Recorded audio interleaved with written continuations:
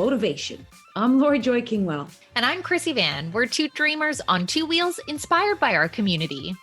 And celebrating the voices we're just lucky enough to discover along the ride.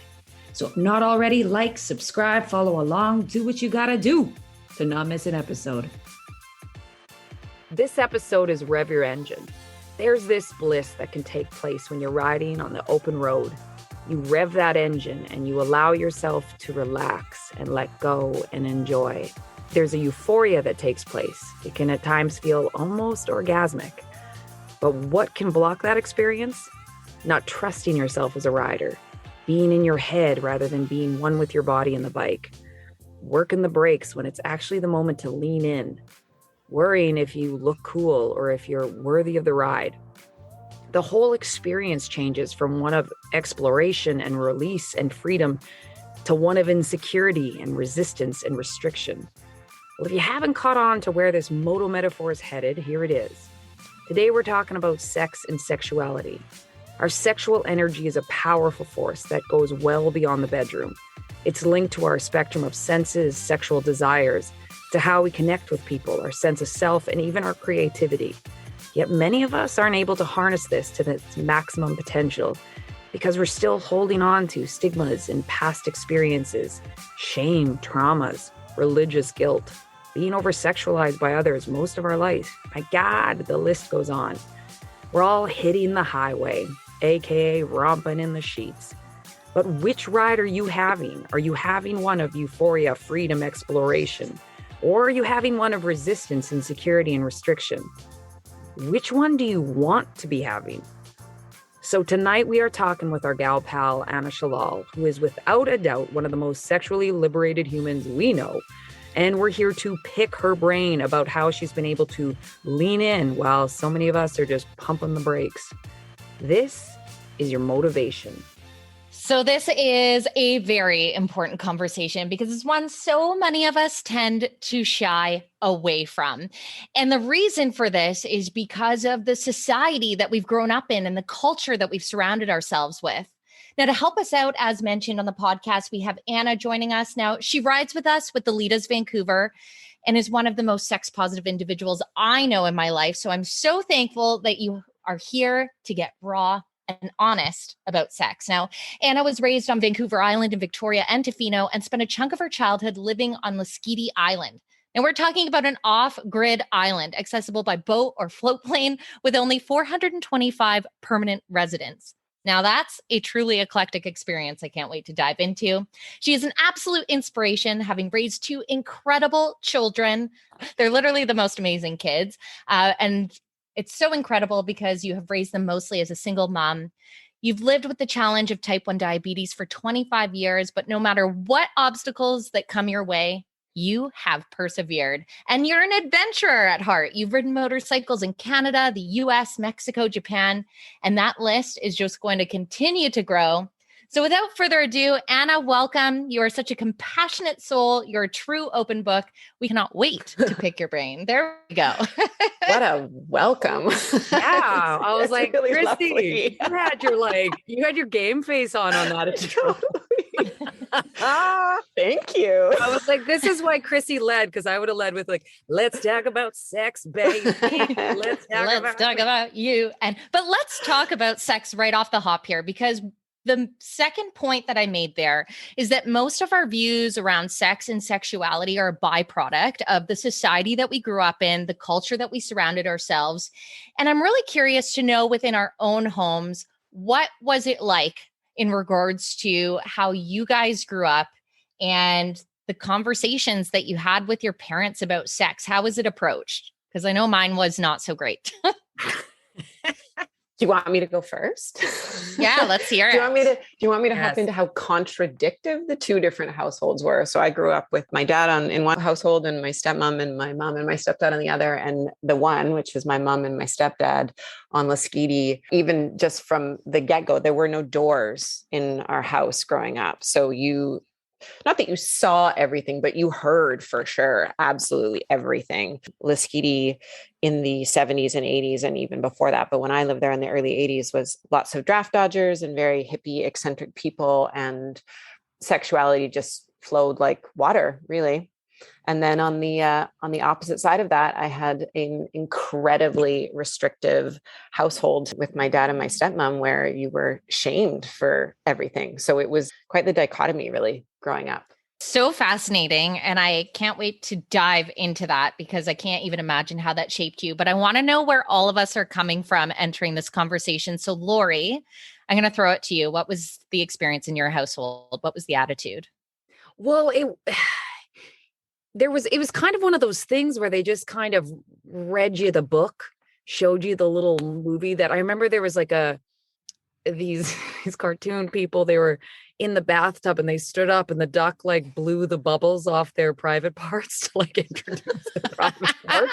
And I was like, okay, interesting. But then, so my parents were very kind of reserved in and around it, right? It wasn't that there was like shame around it, but they very much were like, gave you the bare minimum almost.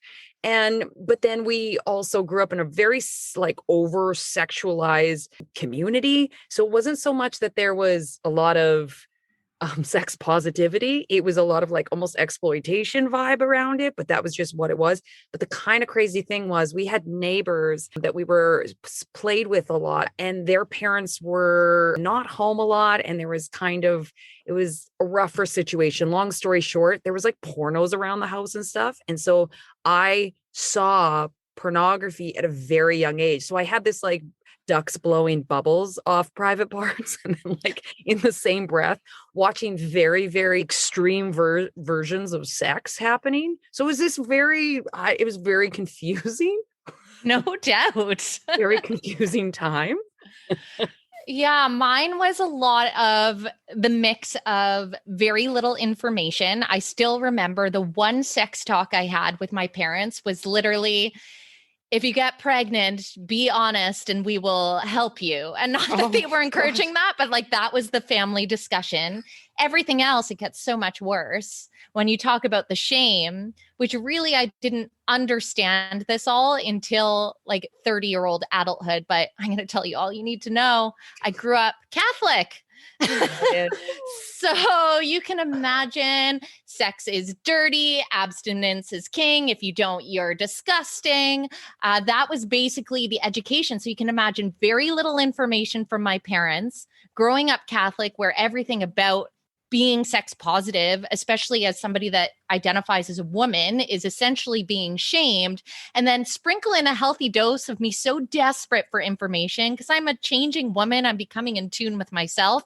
And so everything else I learned was from Twist magazine and Cosmopolitan, which was basically listicles of how to give an excellent blowjob. And that was about my sex education. Wasn't it? How to male centric. Yeah, absolutely. That's that kind of like over sexualized, right? That it's all about being sexy for somebody else versus an actual sexuality. That's about your exposure. Absolutely. But Anna, we have you here, and you set off the hop 2 very different environments that you grew up in. So let's start in Lasqueti. What was that like? Well, interestingly enough, in many moments, quite, I don't know if scary is the right word. That seems a little extreme, but again, not given a lot of information, but given a lot of like visuals. And because people are very freely, or were very freely naked there, and you sort of saw aspects of sexuality, not like the actual acts of, but adults being very, I don't know, very intimate and beyond just giving somebody a hug and a kiss with their clothes on, but no words going with it. So you're just watching all of this as little kids. And there is this sort of natural aspect to it. But then again, I had that dichotomy of going and seeing my dad and my stepmom and having that completely shut down. And if somebody doesn't give you those words along the way as a little kid, it kind of is hard to navigate. Mm-hmm. I think that people have a real difficulty, whether you're in adulthood, whether you're parenting, whether you're even speaking friend to friend, certainly partner to partner, of verbalizing, and literally whether it's the high notes of teaching your child, or whether it's truly telling your partner what turns you on, or the things that you think about. Like those can be hard things to get out of your mouth. And I think it's truly part of a healthy attitude towards sex and sexuality. When you started to actually, like Chrissy said, you're an extremely sex positive person. When did you start to make that transition from trying to make sense to stepping into kind of your strength in it or your confidence in it? You know, my first experience with sex, and I'm trying to learn new language about and not using like losing your virginity, because I don't think it's something to be lost. I don't want to put it in the context of like negative words. I'm just not 100% sure the words that I want to use towards it. Statement you just said right there of just 100%. Actually thought about that, of how it's like loss of something. Yeah, which is bullshit, by the way. Yep. You are stepping into something that you're like, wow, a whole new world just opened up. It is nothing to mourn. It has nothing to do with that. I feel like I don't know. I don't want to use the word lucked out, but again, I'm going to use the typical words. Losing my virginity was an incredibly positive experience for me. I did wait relatively like later in teenagehood. I was halfway through my 17th year. The man at the time that I first had sex with was so wonderful and so positive and so not pushy, and just was always checking in and always encouraging me. And I couldn't have asked for a better first situation. So there was that. That was also on Vancouver Island. And so I didn't speak to my friends about sex, but when I moved to Vancouver and realized that my sexuality wasn't linear, I don't use this very often, but like I am bisexual, but as I said to you guys off of the podcast, I don't love labels. I think they're very positive and necessary when somebody wants to be authentic in who they are in the world. I just don't find it necessary. Like I love who I love and I am attracted to who I'm attracted to. And often it has absolutely nothing to do with the gender that they present.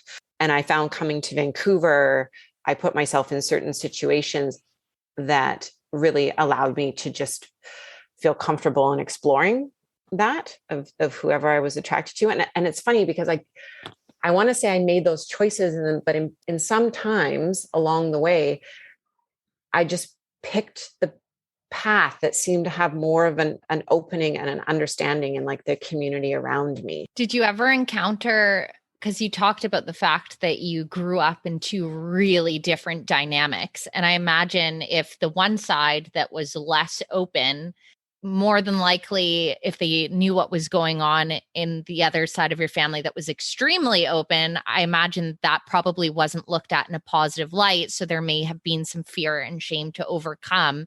Like, how did you overcome that and shed those layers? Yeah. That's to this day. And it was one, I'm going to be really specific with it. It was my stepmom basically shaming me for the actions of my mother in her teenagehood. Wow. And basically saying that I am so much like my mother that I am over sexual and I, was whatever, but she didn't use these words. She was much more negative words, but like blossoming too early, being flirtatious too early, and really kind of was like, you are going to be just like your mom. And there were other family dynamics between those two groups. Like I had a pretty tough childhood. So it was that constant kind of like fucking with your head of like, your sexuality is something to be repressed and you are too much. You're too much. You're too much. You're too much. Even as for instance, I still in my own body, in my own sex life, have issues with verbalizing my exact needs. That is still an issue for me. That is still something, which is funny because I know you guys know me as this, because I am incredibly free and open and sex positive. But you get down to my intimate moments and I get those, like, I literally see them as like bricks in my mouth that stop me from saying certain things. And I know that comes from the dynamic of being told that I am an overly sexual person throughout my preteens and teenagehood. It's a tough one. And you're not alone in that. I think that probably even so many that are listening can relate to that when you say bricks in your mouth. I have had a partner for over half of my life, and we have a very trusting relationship. I can say anything, and I still sometimes have trouble finding the words if you want to try something new. And it's like this embarrassment. And again, this is why I say it didn't come until my 30s that I could start shedding those layers, because I finally understood the root of where it was. And it's amazing to me, the fact that I feel like you've had a really different upbringing compared to most and still have those types of roadblocks because of the fact that your sexuality from one half of your family was viewed as something negative. And to tell you guys how far back it goes, because I can't help but do a little research before a podcast, I was reading this statement that in regards to female anatomy, Roman writers use the word pudendum, which is derived from the Latin word, and I'm going to screw up this pronunciation, puder sounds fancy. I was like, either way, referring to our genitalia, it means to be ashamed. Ashamed.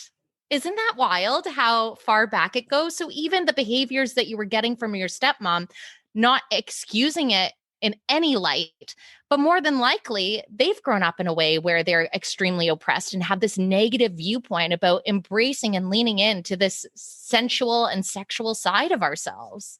Well, and I think as well, going back to both Roman times, going back to women in the world and society and being more succinct into my upbringing with my stepmom, it's about control. Absolutely. Like, trying. Absolutely. Women have been repressed and, attempt to control for millennia, really. And it just happened to me as well. And I still deal with it. Yeah, it still sticks all of it sticks unless you kind of really look at it and of where it's all coming from. Because here's the other thing that I've noticed, I don't know, in our 30s, if you will, is that so long as you have like a good sex life, you kind of are like looking around. I'm like, yeah, everyone, that's a good thing. If you got a good sex life, that's good. And then I was like, I don't want to have a good sex life. I want to have a great, fabulous. Yeah. I want to be so in tune with my sexuality. And it never even occurred to me, really and truly. Like I've wanted so many expansions on so many other parts of my life, whether that's, professionally or, with motorcycles or this and that. And I'm like, why am I not having this adventure sexually and with my sexual? And it was kind of one of those things because we are still really led to believe that so long as you have an average or good, you're doing well. And it's one of those things where I don't want to be at the end of my life being like, I could have had the most euphoric experiences and I just didn't get around to it.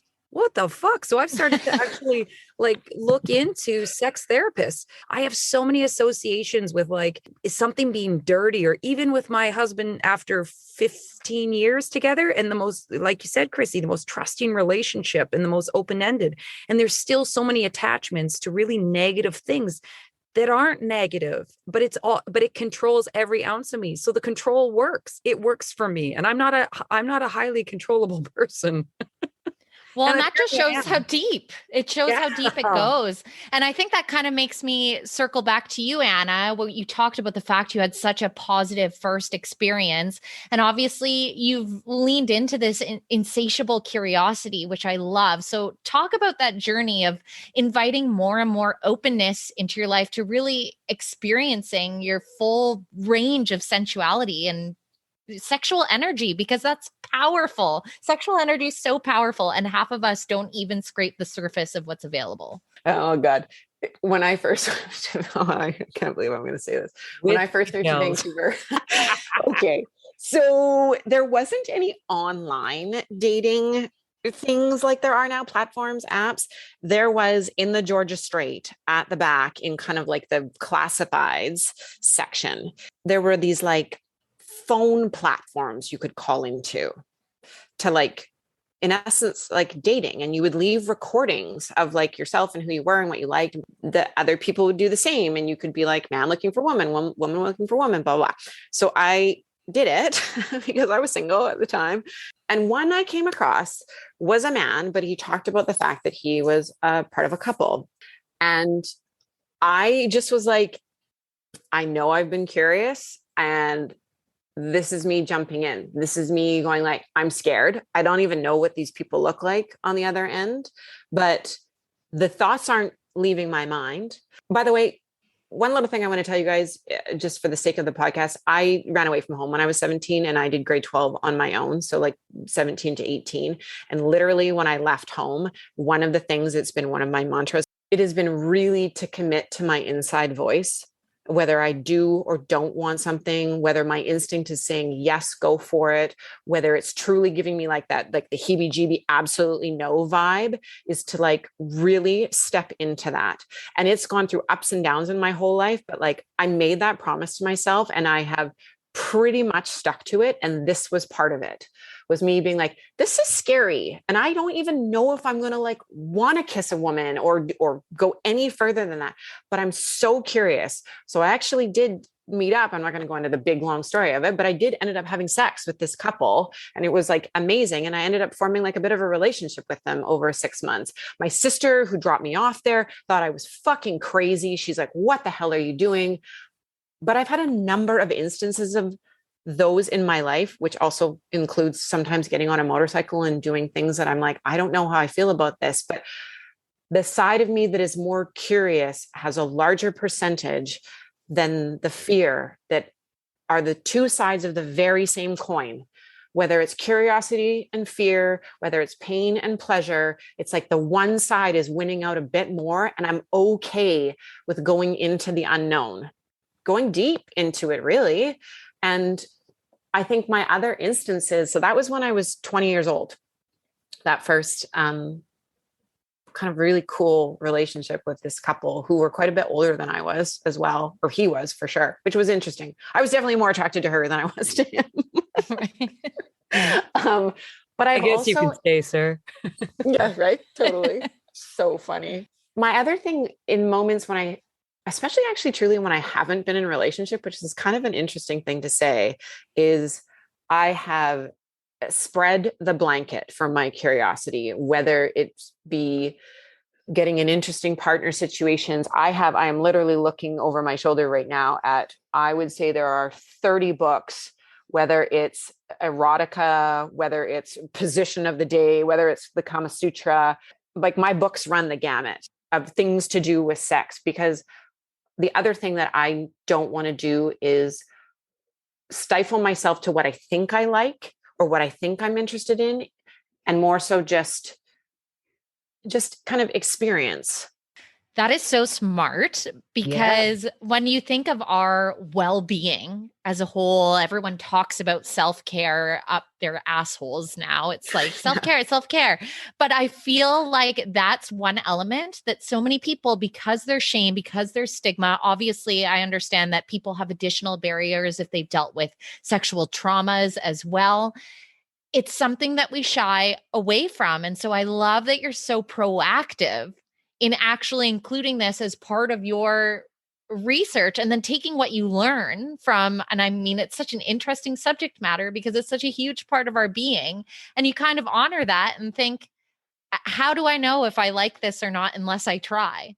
Mm-hmm. Whereas so many other people will read something or hear something and go, oh God, not me. Why do we do that?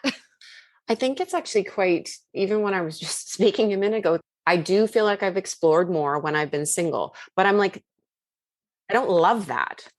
I actually kind of, to Lori's point where she's like, I want to have a great sex life, no matter what. I'm 15 years into my relationship. I want a great sex life all the time. I'm going to explore the direction I want to explore to broaden my ideas around it.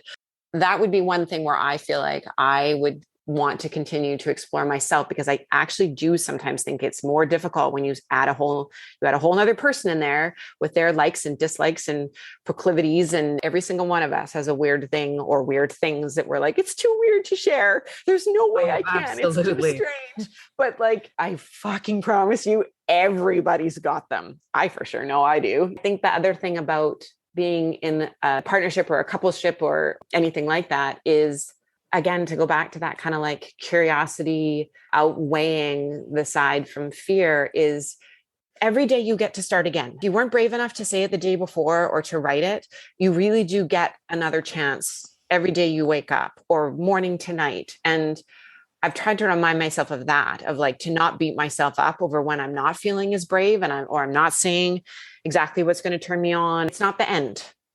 It's not the end if you're on your own, and it's not the end if you're in a 15 or 30-year relationship. You really do get to pull your socks up and try again. 100%. I mean, it's like any facet of life. You can change the script at any day, at any time. Oftentimes, though, it's fear that limits our potential. Like that's it right there. Mm-hmm. Yeah, because you kind of, it's that you know that there's going to be a stone overturned, as much as is exciting and the fear kicks in and all this stuff. You also are kind of like, what's under that stone that's been keeping me from doing this like amazing shit?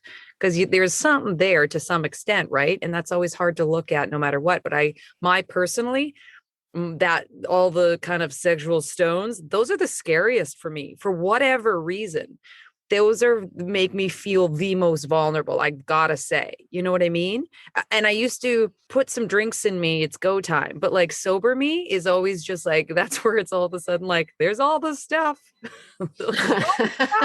Stones are really in my way. I was just like, why are they so damn heavy?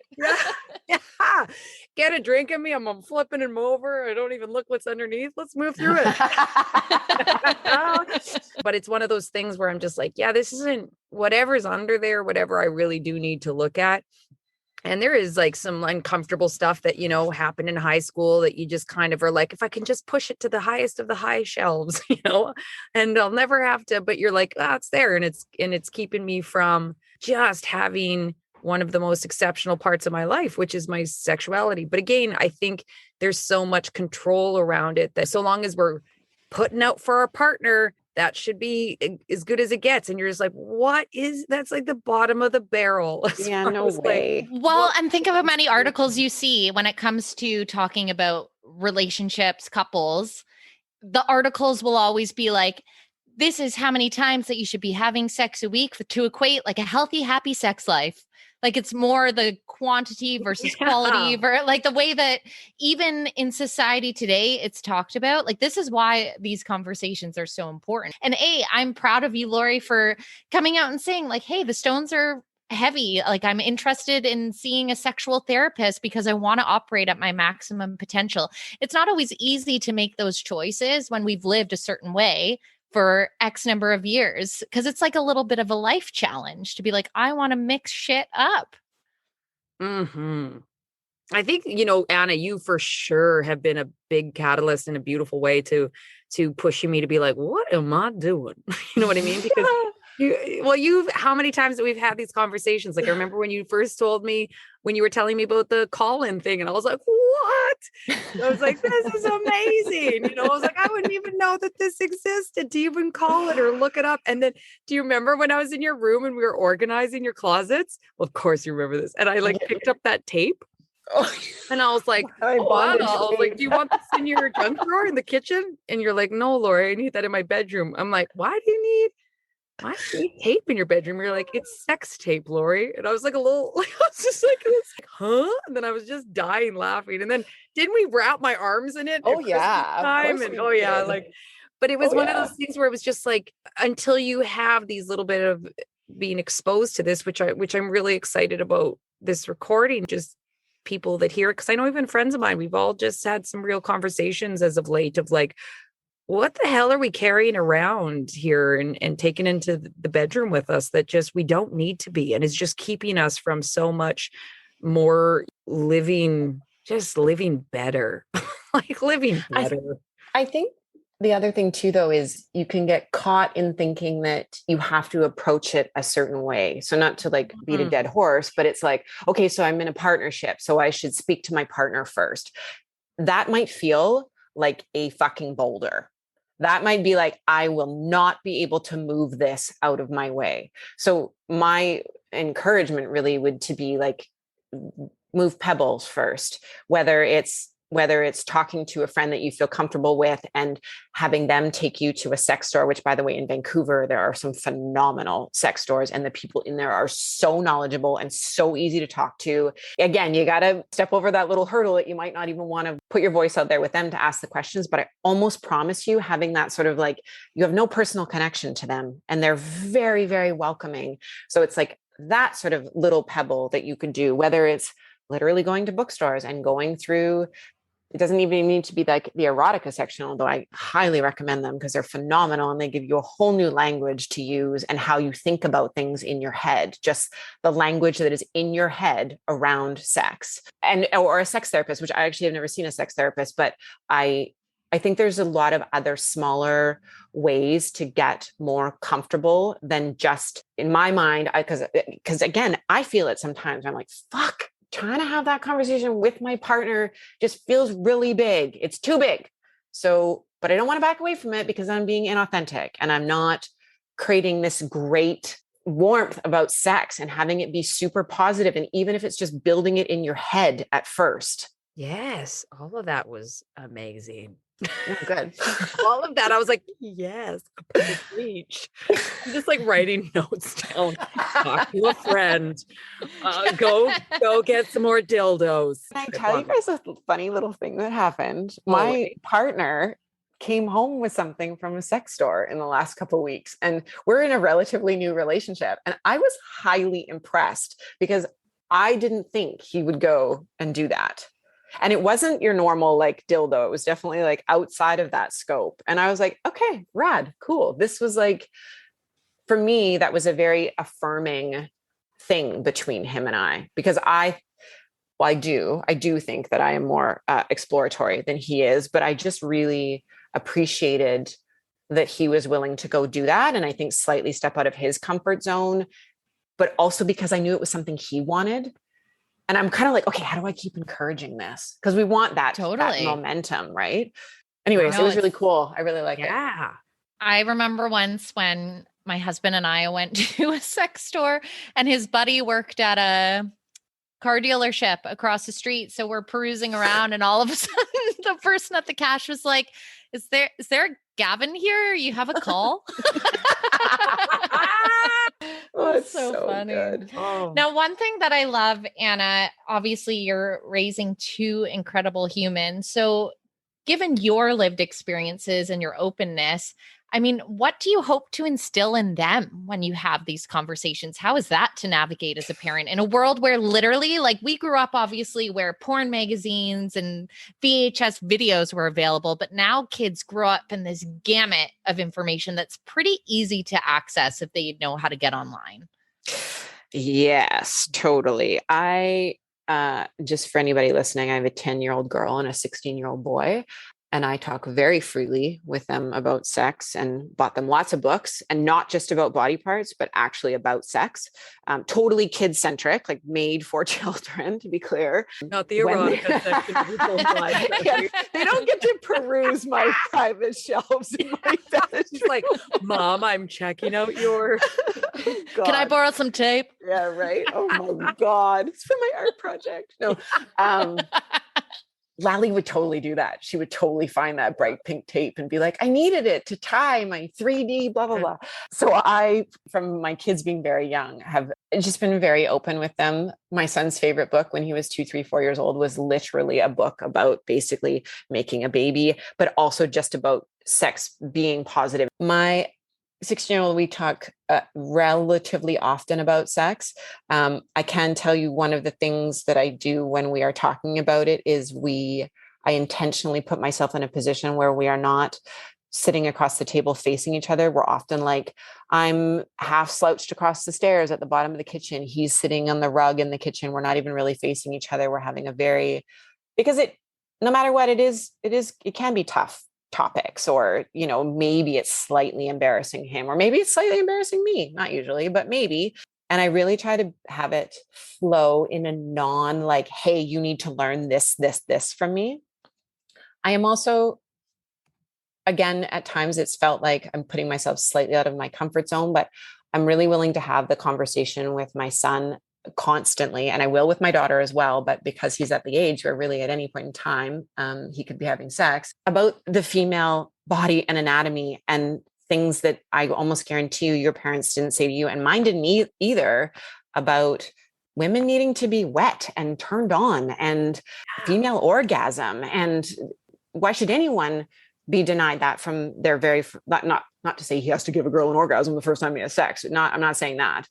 But I just think those are parts of the conversation that are probably more difficult, but I'm really, really willing to do it because I would like my children to not learn from porn, which I think, as much as has its place, is it's on the far reach of what is real in sex.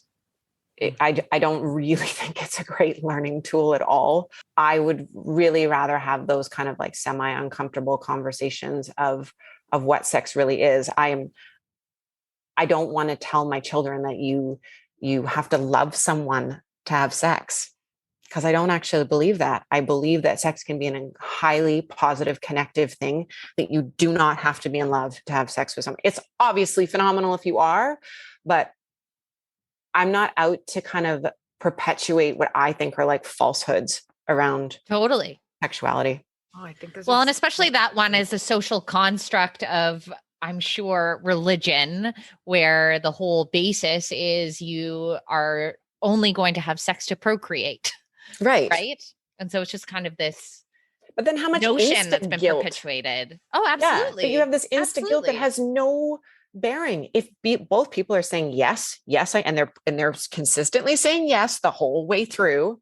One thing I can tell you that I have, because I have a boy as a 16-year-old, I've made it very clear, if you accidentally get somebody pregnant, it is not up to you anymore. So like we do talk about that, of like kind of like there is a responsibility, and that's just an aside. I just want to make sure that people know it's just kind of the way it is with those boys. But yeah, I don't think that there needs to be guilt around two consensual or more. So we can get into that as well, or more consensual people.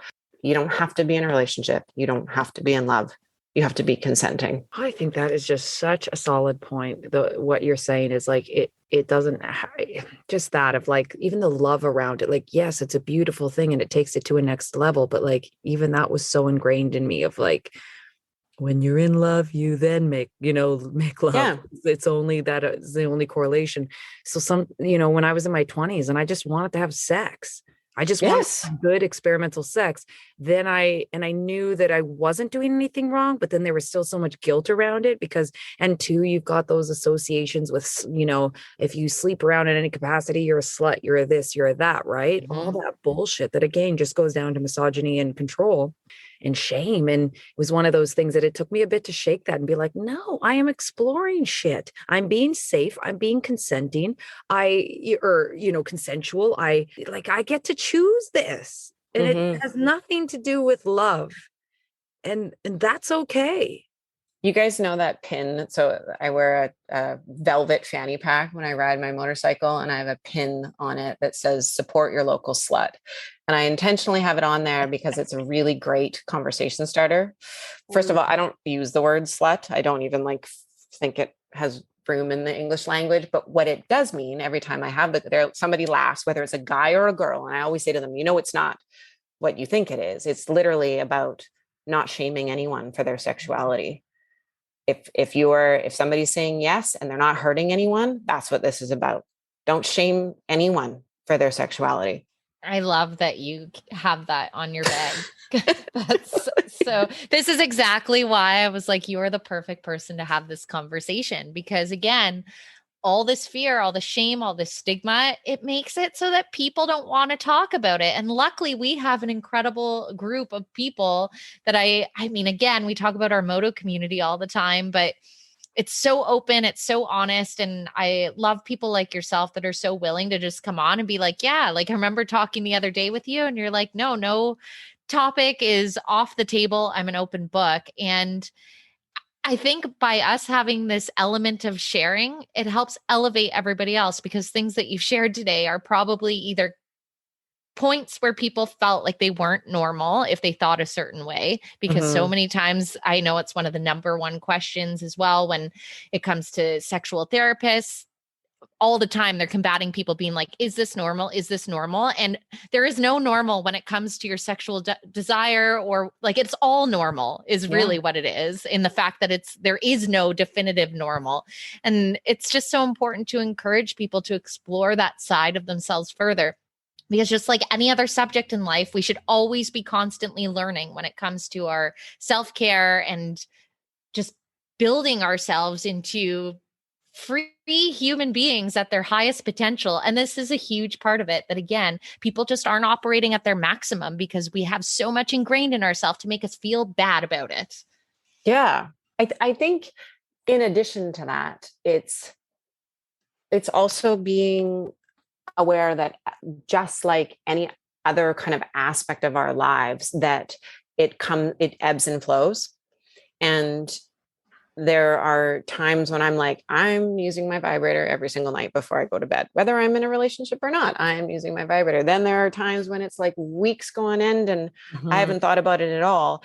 And I suppose I bring that up as well. I think I'm thinking a little more to the bend of those that are in relationship, to not feel like there's an obligation, and that there are other ways to be intimate with someone, and that ebbs and flows are incredibly normal, whether it's you feeling it in your body or whether you're feeling it to the person in front of you, because of those stupid fucking magazines that are like, you have to have sex 5 times a week for you to have like a normal, healthy sex life, blah, blah, blah.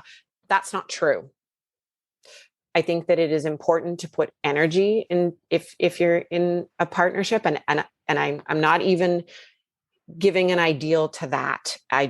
All I mean is that we can guilt ourselves one way or the other. And all I would want to encourage people to do is like truly just like slow down, be more gentle, think pebbles, don't beat yourself up.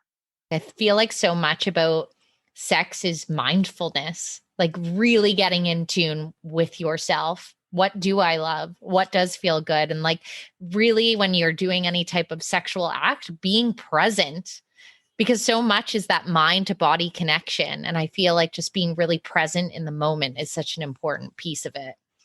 Yeah. Here's another little tidbit about me.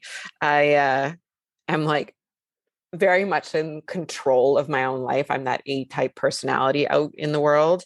And it's the exact opposite of how I want to be for me personally in sex. Like I love being controlled in sex, but it is such an interesting thing to ruminate over that in my head of the fine line of, okay, even once the act of sex has stopped, and that sort of like that switch back and forth between those two things, and whether I shame myself for it later because I'm in such control in my life, and I feel like I'm good at the things that I control, but then to want to give it up, it's a really interesting thing. And again, it's kind of just going back to not only being present, but being gentle with yourself. Oh, totally. That one I relate to so much because it's exactly that. Like, I want to be like, I don't want to be the boss there. No, I want to be just taken. Yep.